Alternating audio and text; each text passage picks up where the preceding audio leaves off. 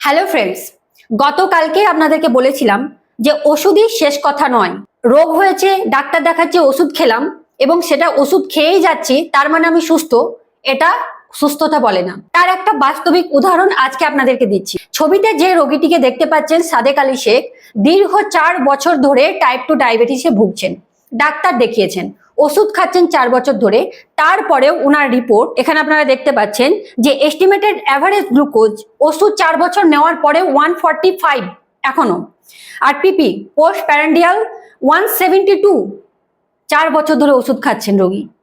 এবার আপনি বলুন যে এই রোগীটা 4 বছর ধরে যে ওষুধ খেয়ে যাচ্ছেন এবং আগামী দিনগুলোতেও যে খাবেন, ধীরে ধীরে ধীরে ধীরে এই রোগীটার অবস্থা কি খারাপ হবে নাকি আরো ভালো হবে আপনি আশা করছেন? অবশ্যই খারাপ হবে। এবং এই ওষুধ যখন কাজ করতে পারবে না তখন তাকে ইনসুলিন দেওয়া হবে এবং ধীরে ধীরে ধীরে ধীরে রোগীটা মৃত্যুর মুখে চলে যাবে।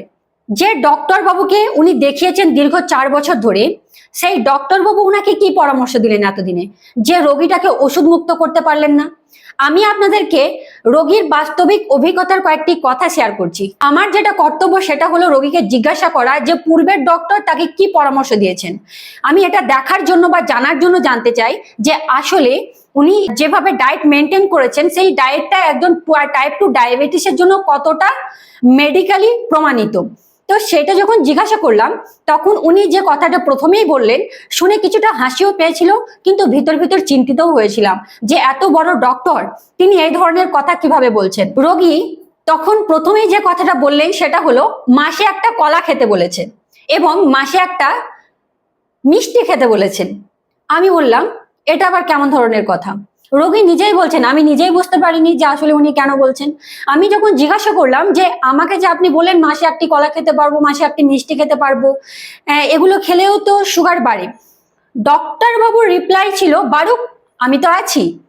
অর্থাৎ উনি সেখানে বলতে চেয়েছিলেন আমি আছি, আমি নিয়ন্ত্রণ করে দেব। 4 বছর ডক্টর বাবু আপনি ওষুধ খাওয়াচ্ছেন রোগীকে, এরপরে আপনি কিভাবে নিয়ন্ত্রণ করবেন?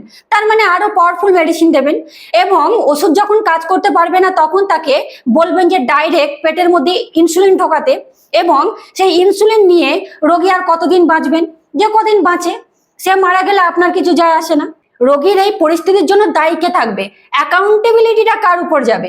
এটাই সব থেকে বড় কথা। এবার আমি যেটা বলতে চাই সেটা হলো যে এই ডক্টরেরা নিজেদেরকে অভিজ্ঞ বলেন, তারা অভিজ্ঞও যথেষ্ট, তারা এমবিবিএস করেছেন এবং ডায়াবেটিসের উপর স্পেশাল কোর্স করেছেন। তারপরেও একজন ডায়াবেটিস রোগীকে তারা ওষুধ মুক্ত করতে পারেন না। দুর্ভাগ্য আমাদের যে ওষুধ ছাড়া এই সমস্ত ডক্টরেরা আর কিছুই বোঝেন না। যেখানে একজন টাইপ 2 ডায়াবেটিস রোগীকে বিনা ওষুধে সুস্থ রাখা সম্ভব, এই ডক্টরেরা কি এই সমস্ত বিষয় নিয়ে কোনো রকমই চর্চা করেন না? না শুধুমাত্র সারাদিন প্র্যাকটিস অফ মেডিসিন খুলে বসে থাকেন এবং সেখানে শুধু মেডিসিনের নাম দেখে যান যে কোন মেডিসিন কত পাওয়ারফুলের দিলে এই রোগীদেরকে সারা জীবন ওষুধেই রাখা যাবে। আমার কথাগুলো দয়া করে কেউ অন্যভাবে নেবেন না বা নেগেটিভলি নেবেন না, সবসময় পজিটিভলি নেওয়ার চেষ্টা করবেন। পজিটিভলি এজন্য নেওয়ার চেষ্টা করবেন যে আমি যে কথাটা বলতে চাইছি সেটা হলো যে টাইপ 2 ডায়াবেটিস আসলে একটি লাইফস্টাইল ডিজিজ। এটা কোনো মহামারী নয় বা এটা এমন কোনো ভাইরাস নয় যেটাকে ভ্যাকসিন দিয়েও মারা যায় না, এরকম কোনো কিছু নয়। আসলে একটা লাইফস্টাইল ডিজিজ। যতটা আপনার শরীরে প্রয়োজন তার থেকে যখন বেশি গ্লুকোজ শরীরে যাবে বা আপনি ভাত রুটি মুড়ি যতটা প্রয়োজন তার থেকে বেশি অতিরিক্ত যখন খাবেন তখন কি হয়ে যায়? তখন কোষ ওভারলোড হয়ে যায়। ইনসুলিন কি করে? আমরা যে খাবারটা খাচ্ছি, স্টার্চ খাচ্ছি, স্টার্চ অ্যাকচুয়ালি ভাত রুটি মুড়ি যেটাই খাচ্ছেন সেটাই হলো স্টার্চ। স্টার্চ আসলে অনেক গ্লুকোজের চেন দিয়ে তৈরি। এই স্টার্চটা আমাদের শরীরের ছোট ছোট টুকরোতে ভেঙে যায়, সেটাকে বলা হয় গ্লুকোজ। এবার এই গ্লুকোজকে প্যানক্রিয়াস থেকে নিঃসৃত ইনসুলিন, সেই ইনসুলিন এই গ্লুকোজ গুলোকে কোষের মধ্যে ঢোকায় এবং কোষ এই গ্লুকোজ গুলোকে কাজে লাগিয়ে এটিপি উৎপন্ন করে এবং এই এটিপি গুলো আমাদের শরীরে শক্তি যোগায়। যখন এটা অতিরিক্ত হয়ে যাবে তখন কি হবে? যেমন একটা গাড়ির ট্যাঙ্কিতে যখন আপনি তেল লোড করবেন তখন যখন যতটা সেটা ধারণ ক্ষমতা তার থেকে অতিরিক্ত যখন দেবেন তখন কি করবে? ওটা ওভারলোড করবে।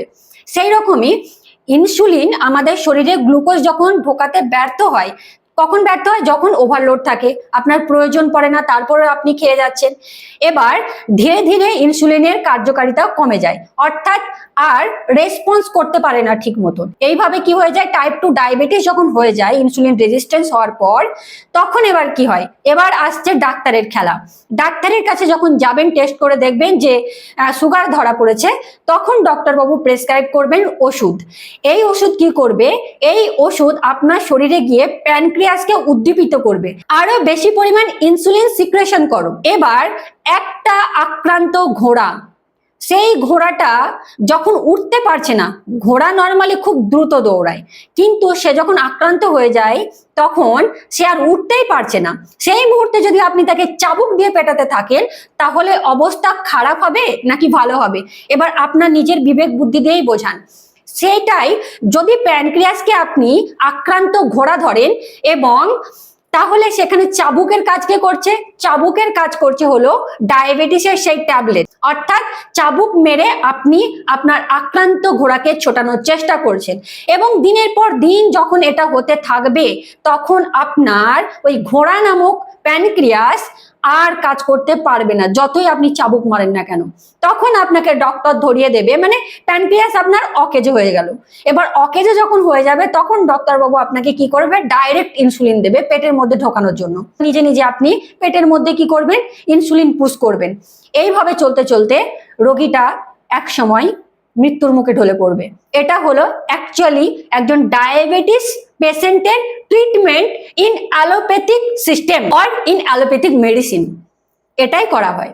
কিন্তু এই রোগীটাকেই যদি লাইফস্টাইল মেডিসিনে ফিরিয়ে আনা হয়, যদি তাকে বিভিন্ন ধরনের খাদ্যাভ্যাস, এক্সারসাইজ, কখন কতটা কি পরিমাণ খেলে তিনি সুস্থ থাকবেন, তিনি এনার্জেটিক থাকবেন, কিভাবে তার শরীরকে আরো আগের থেকে সতেজ করা যায়। নর্মালি দেখবেন ডায়াবেটিসের রোগীরা একটু ক্লান্ত হন, ক্লান্ত হয়ে পড়েন অল্পতেই, বারবার ক্ষুধা পায়। এই সময়টা যদি তাকে লাইফস্টাইলে শিফট করা হয়, তাহলে রোগীটা ধীরে ধীরে ধীরে ধীরে আবার পুনরায় আগের অবস্থায় ফিরে আসতে সক্ষম, এবং উইদাউট এনি মেডিসিন তিনি সার্ভাইভ করতে পারবেন। এটা হলো বাস্তব কথা, এটাই হলো লাইফস্টাইল মেডিসিন বা লাইফস্টাইল প্রসেস। তাহলে একজন রোগীকে যেখানে ওষুধ ছাড়াই সুস্থ রাখা যেতে পারে টাইপ 2 ডায়াবেটিসের রোগীকে, সেখানে আপনারা কি বলছেন, আমরা আছি। সেই রোগী কি খায়, সকালে উঠেই মুড়ি খান, সকালবেলাতে উঠেই, তারপরে ভাত খান, চা খান, সুগার ফ্রি বিস্কুট খান, হ্যাঁ, আবার রাত 10টাতে ভাত খান। ভাবতে পারছেন, 4 বছর ধরে একটা রোগী ডায়াবেটিস স্পেশালিস্ট এমবিবিএস ডক্টরের কাছে ট্রিটমেন্ট নিলেন, অথচ কেমন করে ডায়েট মেনটেন করে চলতে হবে, কখন কতটা কি জিনিস খেতে হবে সেটাই জানতে পারলেন না। এটার থেকে বেশি দুর্ভাগ্য আর কি হতে পারে। তাকে যদি সকালবেলায় উঠে একদম সুন্দর করে 1 প্লেট সটে ভেজিটেবলস তৈরি করে দিই, 1 প্লেট স্যালাড তৈরি করে দিই, চিয়া সিড ভিজিয়ে যদি খেতে বলি, তাকে যদি ডিম খেতে বলি, তাকে যদি 1 পিস কুট্টু আটা বা বাকহুইট আটার রুটি খেতে বলি, কেমন হয়, কতটা হেলদি হয়। এবার দুপুরবেলা শাকসবজি খেলেন, মাছ মাংস খেলেন, এবং পরিমাণ মতন অল্প, যার যেমন সুগার সেই অনুযায়ী কিন্তু ডায়েট দেওয়া হয়, সবার কিন্তু একরকম নয়। অতএব আমার কথা শুনে আপনি আপনার মতো খেতে শুরু করতে, এটা নয়। আপনার কি পরিস্থিতি, আপনার সুগারের পরিমাণ কেমন, বা আপনার এখন কোন পরিস্থিতিতে আছে, কোন স্টেজে আছে, সেটা দেখে আপনার ডায়েট ঠিক করা হবে। অতএব আমার কথা শুনেই আপনি হুটহাট করে খেতে শুরু করবেন, এরকম নয়। তো সেই অনুযায়ী রোগীকে খেতে বলা হয়েছে, দুপুরের ডায়েট দেওয়া হয়েছে। এবার উনি বিকেল বেলায় খেতেন কি, বিস্কুট, তারপরে 1 কাপ চা খেতেন, এটা উনি খেতেন। তো ওটা বাদ দিয়ে দেওয়া হয়েছে। রাত্রিবেলা 7টার মধ্যেই, 6:30 থেকে 7টা, বড় জোর 7:30, এর বেশি নয়, 7টার মধ্যে খাবার কমপ্লিট করতে। উনি খেতেন কটায়, 10টায়। ডক্টর বাবু এটাও বলেননি যে টাইপ 2 ডায়াবেটিস রোগীকে কখনোই অত রাতে খাবার খাওয়া উচিত নয়, এবং 10টার মধ্যে খেয়ে 15 থেকে আধ ঘন্টার মধ্যেই উনি বিছানায় গিয়ে ঘুমিয়ে পড়তেন।